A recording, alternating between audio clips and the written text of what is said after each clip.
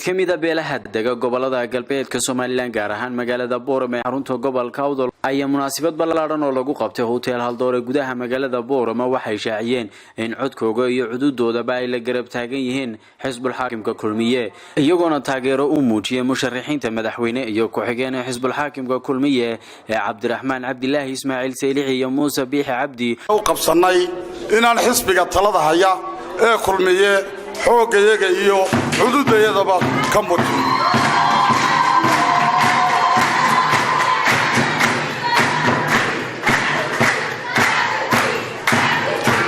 gaar ahaan Cabdiraxmaan Cabdilaahi Saylici iyo Muuse Biixi Cabdi hannoolada malene waxa weeyaan waxaanu taageero buuxda siinayna dhammaan xisbiga xaakinka kulmiye hadii la yiraahdo musharaxa madaxweynaha iyo ku-xigeenkiisa waxaan leeyahay waxaad moodaa baryaan in calaamada casino ugu badan yihiin taageerada aanu la garab taaganahay haddii aanu nahay jibka ay iswada ajiibeen dadku ay fahmeen in ay midoobaan codkooda maanta meel walba kula soo bixi karaan oo ay midoodo wixii dantooda innakana maanta ummadeena waxaad moodaa in ilaahay tafraaruqi horta ka saaray oo maanta moodo inaynu mid nahay ilaahayna waxaynu ka baryaynaa ilaahay horta midna inooga dhigo oo maanta gobol hore aanu tagnaba maanta ummadda waa isku tirsantahay inaanu nahay dad weligoodba xisbigan kulmiye ahaa taageero iyo tiirsimaba la garab jooga u taagan gudoomiyaha xisbiga Muuse Biixi madaxweyne ku-xigeenka Cabdiraxmaan Ismaaciil Saylici ugu dambeynna mas'uuliyiinta kala duwan ee xisbiga kulmiye gobolka Awdal oo soo dhaweeyay waxay sheegeen quruxda badan leh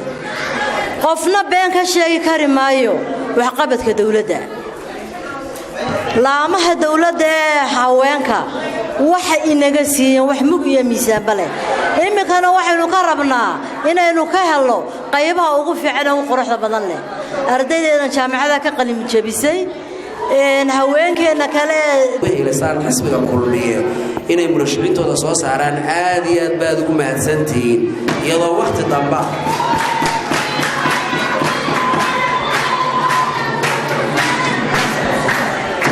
iyadoo waqti damba ayna halkan iyadoo waqti damba ayna runtii waa waqti dambe maadaama ay waqti dambe tahay time badan baad halkan ku lumiseen inaad taageero u muujisaan xisbiga kulmiye runtii aad iyo aad baan idinka mahadnaqayaa inaad codkiina si mug loo miisaan leh aad ugu tabarucdaan ama aad u muujisaan xisbiga kulmiye inaad siin doontaan doorashadani doorashooyinkii way ka duwan tahay